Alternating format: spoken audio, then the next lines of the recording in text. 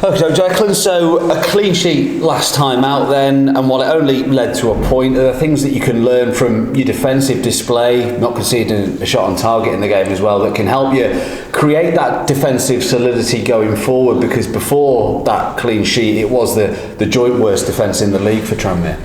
To be fair, you've just pretty much summed it all up in one, the question there, to be honest. Obviously, we wanted the 3 points, but sometimes you have to take positives, and I think the clean sheet was very good, considering, as you've said, we haven't had one in a while. And also the point, I think it stopped the rut we were in. I think, again, it's a point on the board now. And as you said, we've just got to build on that now. We've got to take confidence from that. Of course, we all want to win games of football. That's what we go out to do every game. But I think you've got to take the positives, and the clean sheet was a big one, especially for me as a defender. That's our bread and butter. We want that every game if we can, and if you keep clean sheets, you can't lose football matches. So yeah, plenty to build on.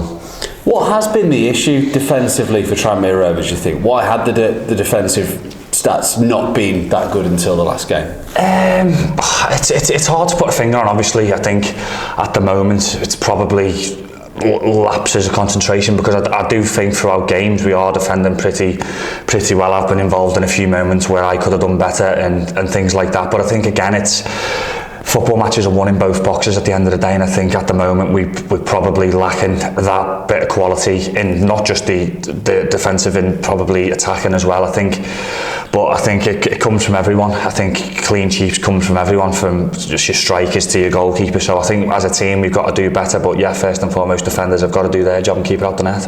How does consistency in lineups play a factor? I know for various reasons you've been in and out, others as well, and there have been plenty of changes made when results haven't gone Tranmere's way. But when there are so many changes to lineups, does that affect things? Does that sort of make you struggle to get that consistency?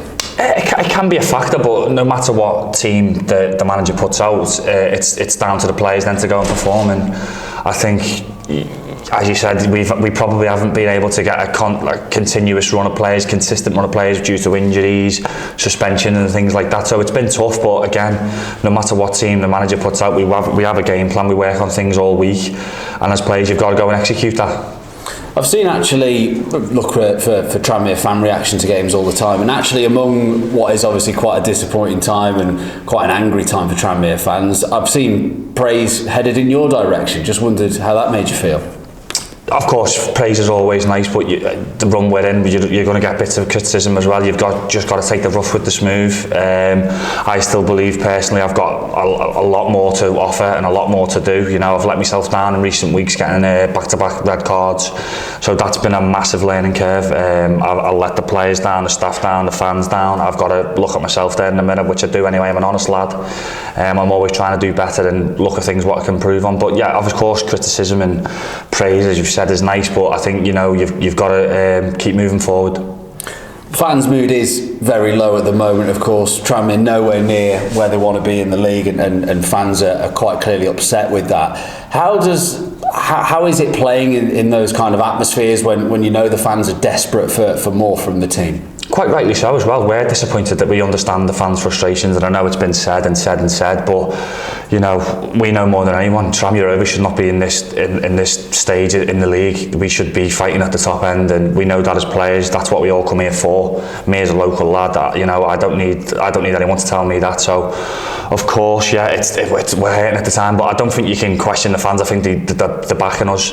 I thought the other night again as well. They were fantastic, and I thought, you know, we are trying at the moment. You know, you can't say it's not effort. It's not. I think it just is a quality thing at the moment, and that's what we are lacking in both boxes. And hopefully now Tuesday gives us a platform to go there again Saturday, another home game, another opportunity to hopefully get more points on the board. Mm-hmm. Can you see a way out of this for Tranmere, because it has been a downward slide towards the relegation zone? Of course, you widen that gap slightly the other day. It's now 4 points rather than 3. Can you see that trend being reversed? Of course, yeah, you have to.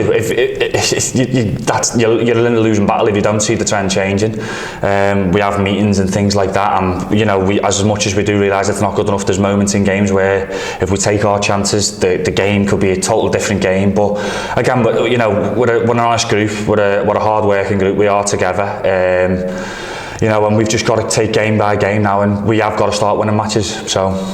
MK Dons are above Tranmere in the table, but in terms of the form, Tranmere are actually in marginally better form. Tranmere 5 points from the last 8. MK Dons have got 4 points from the last 8.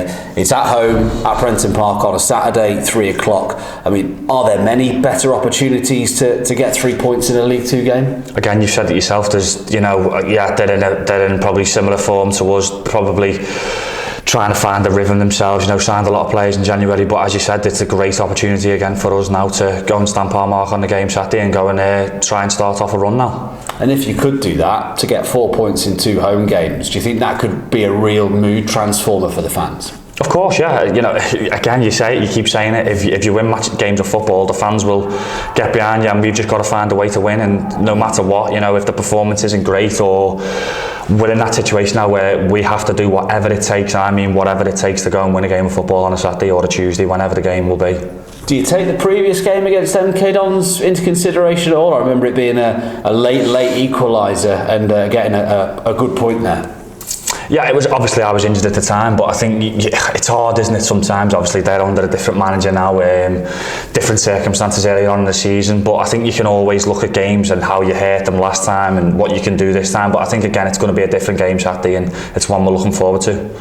Okay, cheers, Declan. That's all I wanted to ask. Thanks, Phil. Let me just check if there's anyone on Zoom. Jamie, would you like to ask any questions? Yeah, hi Declan, you're right. Hi, you okay? Yeah, good. I just wanted to ask you about the discipline in the team. You know, there's a lot's been made of some of the red cards recently, and I know you've suffered from yeah, that. Yeah. How do you balance that sort of playing with passion and aggression? And you know, you were talking about, you know, you've got to find a will to win. How do you balance with that? You know, the need to stay on the pitch and kind of, you know, discipline yourself not to go in recklessly or not to go over the top. Yeah, it's football's that kind of game now, isn't it? You've got to get the balance so right. You know, I think you don't want to take the passion out the game and things like that. Especially me, I'd like to see myself as a passionate lad. I'd like to wear my heart on my sleeve, and every time I go out there, I'll never shy away from a tackle, or I'll always put my body on the line. And as you say, I've been on I've listened. At the end of the day, I've got to do better. I can't be getting sent off back to back. But it's one of them things. And as a squad, we I think. Yeah, things like that, it's gone against us, but it's football. These things happen, and we know we've got to do better with that. Is it been a sort of discussion with you and the manager about it? Because it has really affected the team, both in matches and due to suspension, isn't it? Yeah, of course. But as players, we know we can't go down to 10 men, especially, you know, in the position we were in against Swindon. Yeah, it's unfortunate, things like that. But you have to keep 11 players on the pitch at all times, regardless. You know, so yeah, it was a conversation we obviously had, because I think however many red cards we got in the amount of away games, it's not good enough. And you know, you're going away from home's always tough. But if you're getting less men on the field and stuff like that, it's always harder. So.